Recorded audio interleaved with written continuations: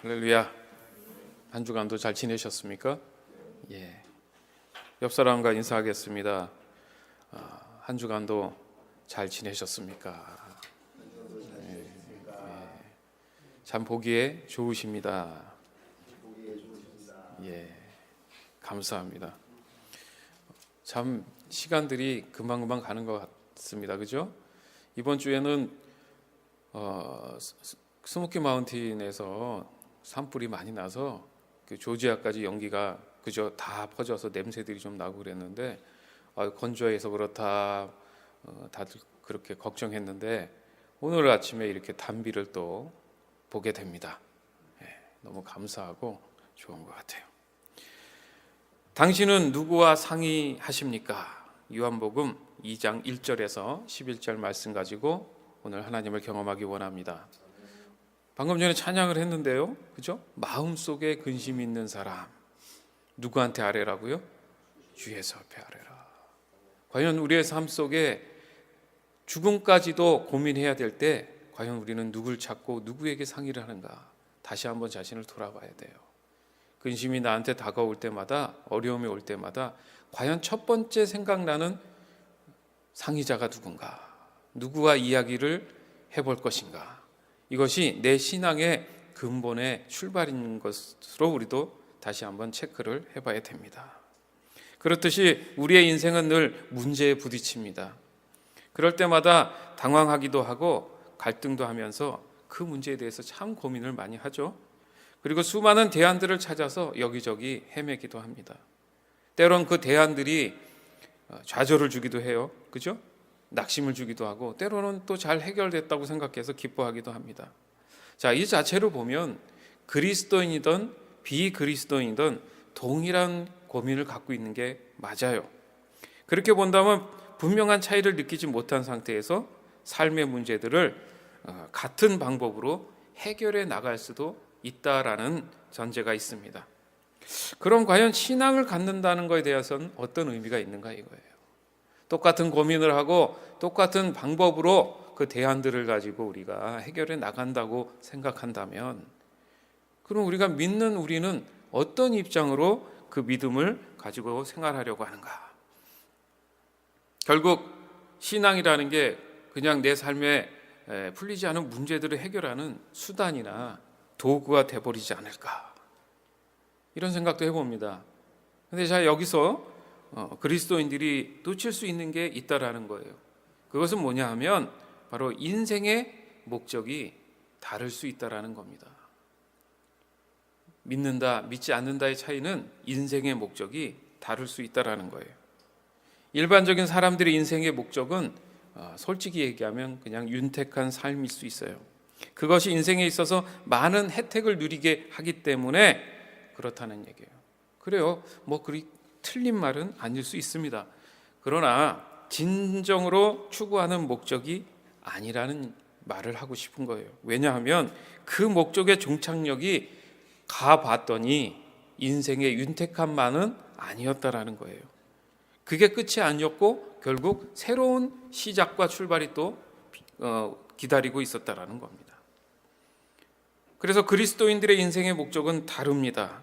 바로 그 인생의 목적은 예수 그리스도시셨다라는 거예요. 결론은. 왜냐하면 예수님을 만나는 것 그 자체가 이제 하늘에 오르신 그 예수님을 이 땅 가운데 만나는 것 자체가 육체의 삶의 끝이라는 겁니다. 죽었다고 해서 우리가 무덤에 있다고 해서 끝이 아니에요. 성경 말씀에 의하면 다시 죽은 자들이 일어나 심판을 받게 된다는 말씀이 있어서 말씀을 드리는 겁니다. 고린도전서 15장 50절에서 58절 말씀. 성도 여러분, 내가 분명히 선언하거니와 육체와 피는 하나님의 나라를 상속받을 수 없으며 썩는 것은 썩지 아니하는 것을 상속받을 수 없습니다. 내가 여러분에게 비밀을 알려드리겠습니다. 우리는 다 잠잘 것이 아니라 변화될 것입니다. 마지막 나팔 소리가 울릴 때 눈 깜짝할 사이에 죽은 자들이 썩지 않을 몸으로 다시 살아나며 우리는 변화될 것입니다. 썩을 몸은 반드시 썩지 않을 몸을 입어야 하며 죽을 몸을 죽지 않을 몸을 입어야 합니다. 썩을 몸이 썩지 않을 몸을 입고 죽을 몸이 죽지 않을 몸을 입게 되면 승리가 죽음을 삼켜버렸다고 기록된 말씀이 사실로 드러나게 될 것입니다. 죽음아, 너의 승리가 어디 있느냐? 죽음아, 너의 찌르는 것이 어디 있느냐? 죽음이 찌르는 것은 죄이며 죄의 힘은 율법입니다. 그러나 우리 주 예수 그리스도를 통해 우리에게 승리를 주시는 하나님께 감사합니다. 그러므로 나의 사랑하는 성도 여러분, 굳게 서서 흔들리지 말고 항상 주님의 일을 위해 자신을 드리십시오. 주님을 위해 일한 여러분의 수고는 결코 헛되지 않는 것임을 기억하시기 바랍니다. 아멘. 아멘. 자, 우리가 살아가는 이 시대의 삶은 늘 고민거리가 끊이지 않는단 말이에요. 그러니까 숨을 쉬는 동안은, 그죠? 순간순간 고민의 연속으로 살아간다는 거 여러분 공감할 겁니다. 그럴 때마다 여러분은 누구와 상의를 하냐 이겁니다. 그 상의의 대상이 그 문제에 대해서 충분한 답을 주냐 이겁니다. 사회적인 구조가 무엇을 양성해 나가는 줄 아십니까? 바로 전문가예요, 전문가. 서로의 유익을 위해 존재하는 수많은 전문가들이 이런 고민들을 최선을 다해 해결하는 노력을 하고 있잖아요, 그죠? 과거보다 지금이 더 전문가들이 많아졌어요. 그리고 전문가인 그들도 다른 전문가를 찾아서 그 문제 해결을 요청합니다. 그러니까 끊임없이 반복되는 이 사회 구조 안에서 문제의 문제들을 만들어내는 순환을 보인다는 거예요. 해결한 듯 했더니 해보니까 이런 거에 또 전문가가 필요하네. 또 해봤더니 또 계속 이게 세분화 돼서, 그죠? 많은 전문가의 직종들이 생겨난단 말이에요. 결국 인생이라는 것이 이 순환의 울타리에서 벗어나지 못한 상태에서 최선을 다해 달려갈 뿐이라는 거예요. 과연 우리가 상의하는 문제들은 문제이기 때문에 문제로 삼고 문제의 답을 얻어 자유함을 갖게 될까? 이 질문을 던질 수밖에 없습니다. 오늘 본문은 예수님의 첫 이적을 베푸는 장면이 나와요. 자, 잠깐 우리의 생각들을 이 결혼식 현장으로 가보겠습니다. 결혼식에 초청받은 예수님이 있었고 제자들이 있었고 예수님의 어머니인 마리아가 있었어요. 그런데 이 오늘 본문 말씀의 사건은 뭐냐면 당황스러운 일이 지금 대면되는 장면이 나오는 거예요. 자, 봅시다. 요한복음 2장 1절에서 2절. 3일째 되던 날에 갈릴리에 있는 가나라는 마을에서 결혼식이 열렸습니다. 예수님의 어머니도 결혼식에 참석하였고 예수님과 그분의 제자들도 결혼식에 초대받았습니다. 포도주가 바닥났을 때 예수님의 어머니가 예수님께 이 집에 포도주가 다 떨어졌구나 라고 말해 주었습니다. 네. 그러니까 떨어진 포도주를 당장 구해야 되는 것에 대해서 지금 어떻게 결혼식장이 고민에 빠졌습니다. 그렇잖아요. 많은 사람들이 왔는데 대접할 그 음료, 이스라엘은 그 석회가 땅에 많아요. 그래서 물이 나질 않습니다. 그러니까 물을 먹더라도 석회수를 먹을 수는 없잖아요. 그러다 보니까 과일즙을 많이 먹게 되다 보니 이제 포도주를 섭취하게 됩니다. 그러니까 음료처럼 먹는데 그게 동이 났단 말이에요. 그런 심각한 문제에 벌어진 상황에서 자, 누가 고민을 사실 해야 돼요? 누가 초청했어요? 그죠? 결혼식 당사자인 그 집에서 지금 당황스러운 부분에 대해서 문제를 해결해야 되는 상황이 벌어졌는데 아주 묘한 상황이 벌어집니다. 예수님의 어머니인 마리아가 예수님에게 포도주를 요청하고 있어요. 맞죠? 그 손님이니까 없으면 안 먹으면 되는데 예수님이 그것을 해결할 수 있다라고 어머니께서 예수님에게 그 의논을 하고 있는 겁니다. 다시 말해서 잔치집의 주인이 아닌데 손님이 그 문제에 대해서 고민하고 있다라는 얘기예요. 예수님의 입장에서는 당연한 대답들을 할 수 있습니다. 뭔가요? 요한복음 2장 4절. 예수님께서는 어머니 왜 저에게 이런 부탁을 하십니까? 저의 때가 아직 오지 않았습니다 라고 대답하셨습니다. 엉뚱한 말씀을 하시죠. 저의 때가 아직 오지 않았다는 거고 포도주와 무슨 관계가 있는가? 이걸 봤을 때는 다른 개념의 지금 이 대화를 나누고 있는 겁니다. 아주 중요한 거예요. 자, 상의의 궁극적인 목적이 무엇인지를 이 본문 말씀에는 중요한 진리로 우리에게 주고 계신 거예요. 두 사람의 대화를 자세히 들여다보면 어머니 마리아는 예수님에 대해 무언가 알고 있다라는 느낌을 굉장히 받습니다. 그렇죠? 쉽게 말해서 과거에 예수님이 어떤 능력을 마리아가 경험했다라는 걸 추측할 수 있어요. 그렇죠? 그러니까 어찌 보면 동일한 경우에 예수님의 집에서 어머니와 계실 때 예수님의 집에서 행했던 일이 또 아닌가 이렇게도 생각할 수 있지 않겠습니까? 어머니는 아시지만 예수님은 모든 얘기 아직 그것을 보일 때가 아니라고 말씀을 하고 계신 거예요. 그럼에도 불구하고 어머니 마리아는 예수님의 성품을 아시기 때문에 믿음으로 그 집에 하인들을 부릅니다. 그리고 예수님이 해결하실 수 있도록 그들에게 순종하도록 요구하는 장면이 나와요. 한낱 가나안 혼인잔치의 문제가 아닙니다. 이건 아주 중요한 메시지가 있죠. 이 또한 어머니 마리아는 경험을 통해 알고 있다라는 것이고 확실한 믿음을 가지고 있다라는 얘기예요. 그 창피당하면 어떻게 해? 그렇잖아요. 그 주인이 고민해서 얼른 가서 뭐 시장에 가서 사오든가 하면 되는데 이거는 확률적으로 모험입니다. 이건 창피당할 수도 있는 일인데도 어머니는 침착하게 예수님과 상의하고 그 예수님과 상의한 것을 가지고 예수님이 그런 얘기를 하셨을 때 그래도 믿음으로 행하길 원했을 때 예수님 하시는 얘기가 여자요 이렇게 얘기하잖아요. 어머니 이게 아니에요. 여자요. 뭔가 관계성에 있었을 때 그 마리아는 어떤 영적인 하나님 되신 예수님을 이미 경험하고 있다라는 얘기입니다. 그죠? 자, 요한복음 2장 5절에서 7절. 예수님의 어머니는 하인들에게 그분이 시키시는 일은 무엇이든지 하여라 하고 말해두었습니다. 그 집에는 돌로 만든 물 항아리가 6개 있었습니다. 이 항아리는 유대인들이 정결 예식에 사용하는 항아리들이었습니다. 그것은 각각 물 2-3동이를 담을 수 있는 항아리였습니다. 예수님께서 하인들에게 항아리에 물을 채워라 하고 말씀하셨습니다. 하인들은 항아리에 물을 가득 채웠습니다. 네. 자, 하인들은 주인의 말을 들어야 돼요.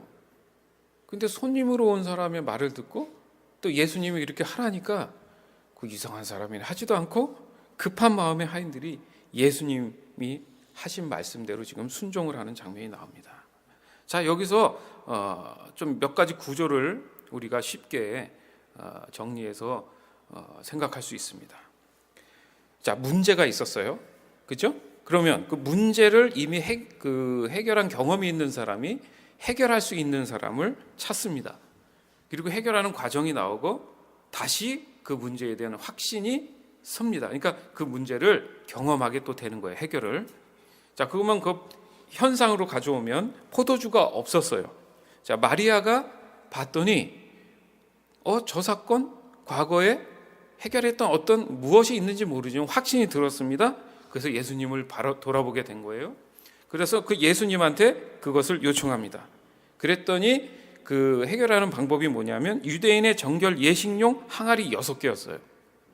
그거 재밌지 않습니까? 있는 항아리 뭐 물병 이게 아니라 해필이면 왜 유대인의 정결 예식용 항아리 6개였냐 이겁니다. 그랬더니 포도주가 해결됐지요. 그렇죠. 그리고 중요한 건 뭡니까? 예수님을 나타내지 않았어요. 하인들은 알았지만 하인들도 입을 다물었습니다.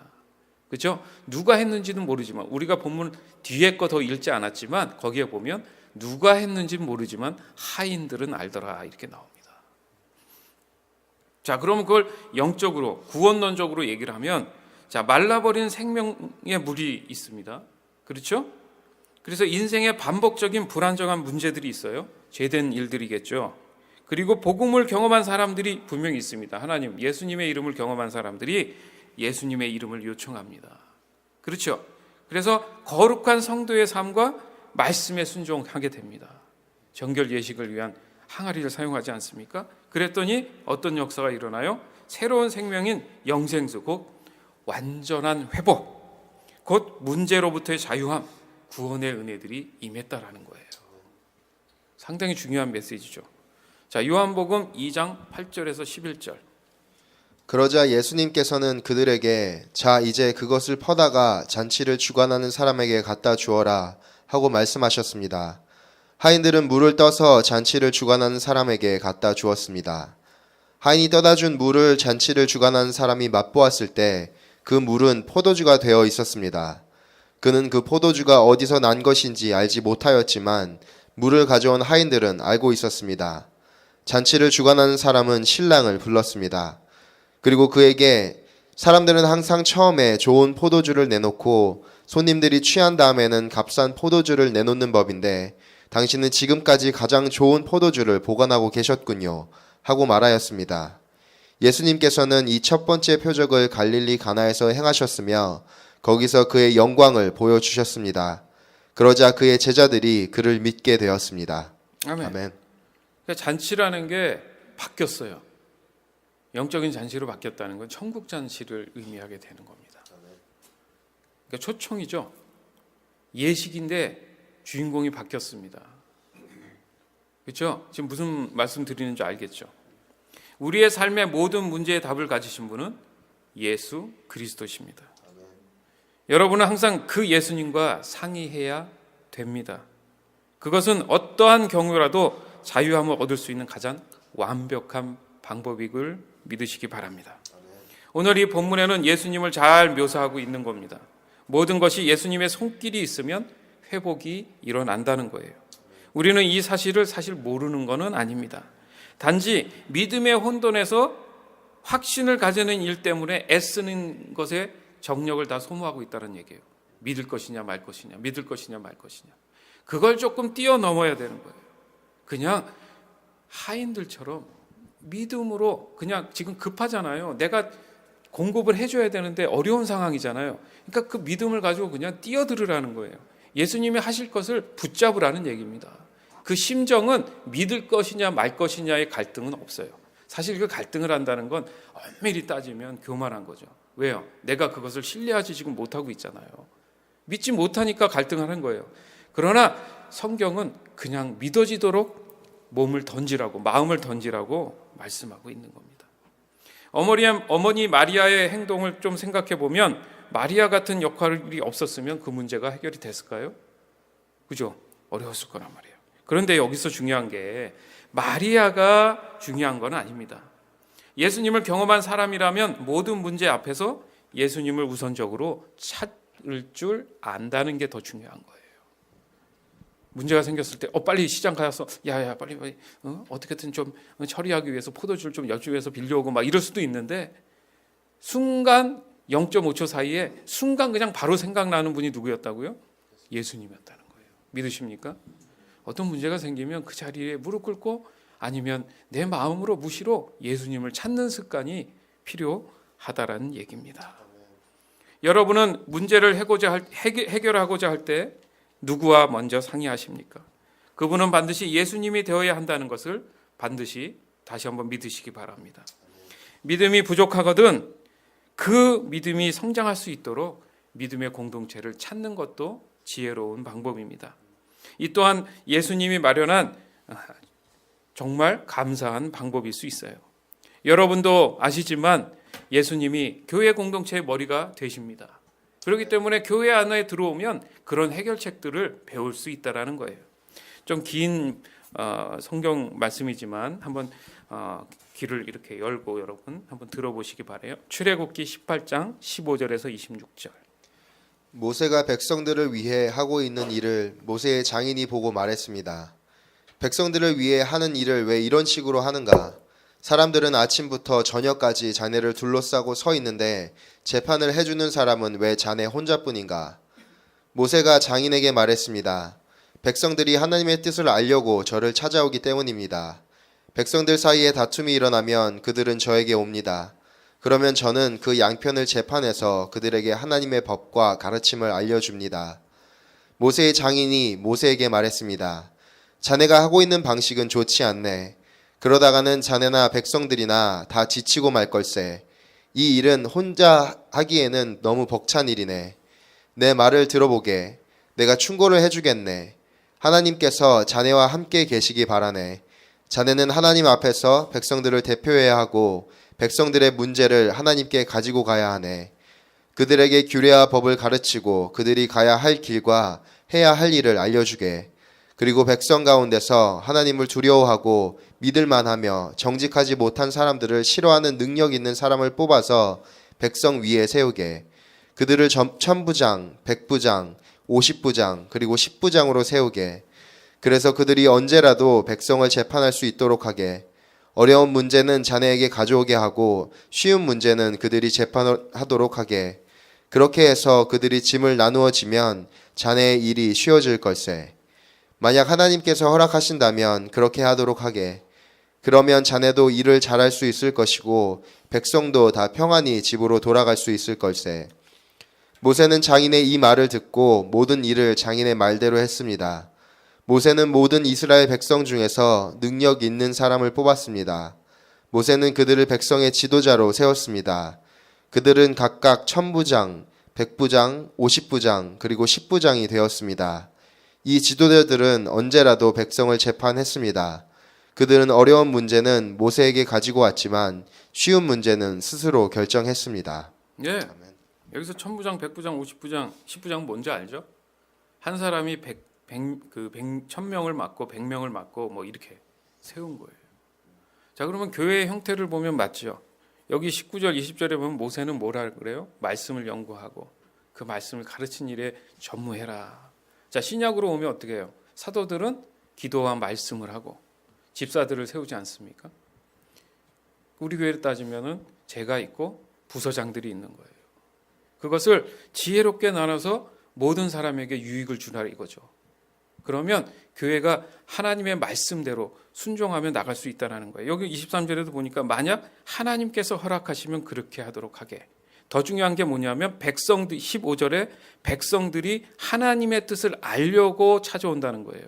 자, 문제 해결의 답은 하나님의 뜻에 따라 순종하며 사는 것이 해결의 답이라는 거예요. 내가 가지고 있는 생각에서의 결과물은 위험성이 있다는 얘기죠. 근데 하나님이 결정해 주시면 그대로 하는 것이 답이기 때문에 항상 좋은 결과가 왔다라는 겁니다. 자, 신앙생활의 건전함이 거기 있는 거예요. 교회 공동체 안에 교회가 건전하다면 이런 유익을 얻어서 갈 수 있다라는 겁니다. 아멘. 예. 그러니까 건전한 교회는 예수님의 능력을 성령을 통해 나타내는 곳입니다. 믿으십니까? 곧 예수님 안에 있는 예수님 자신이 된다는 거예요. 따라서 삶의 문제는 예수님이 답이 맞습니다. 이 사실이 믿어지기 참 어려우면 건전한 교회에서 그 능력을 경험할 수 있으면 가능해지는 거예요. 따라서 지금 상의해야만 하는 문제들이 여러분 자신을 힘들게 한다면 예수님을 경험한 사람들을 통해 예수님을 만나는 게 빠른 방법입니다. 예수님을 경험했다면 지금 그 문제에 대해 믿음으로 상의하시길 바라요. 그 외에 내가 할 수 있는 일은 정결한 항아리에 믿음을 담는 일밖에는 없습니다. 즉 요한복음 1장에는 말씀이신 예수님, 창조자이신 예수님으로 출발을 하죠. 그리고 바로 2장 넘어와서 혼인잔치가 나와요. 그러니까 세상에서의 예식은 끝나고 정결 예식에 사용했던 6개의 항아리를 통해 신랑 되신 예수님과의 영적인 하나됨을 가지고 구원을 이룬다. 영생의 은혜 시작을 맛보게 된다. 그러니까 물로 된 포도주를 목에 넘기는 순간 포도주의 맛이 났다라는 거거든요. 물로 된 포도주라고 이렇게 표현을 하지 않습니까? 어찌 보면 6개의 항아리는 6일 동안의 창조에 대한 새로운 회복일 수 있어요. 의미심장한, 그죠? 그렇죠?